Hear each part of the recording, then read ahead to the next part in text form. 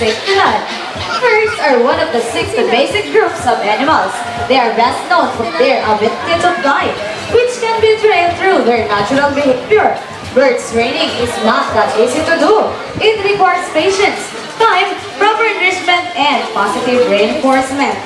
Now, let us share with you how we train our animals here in the park.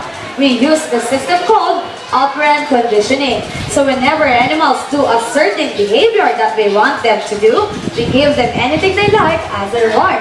We do not punish, force, or hurt our animals. And in this way,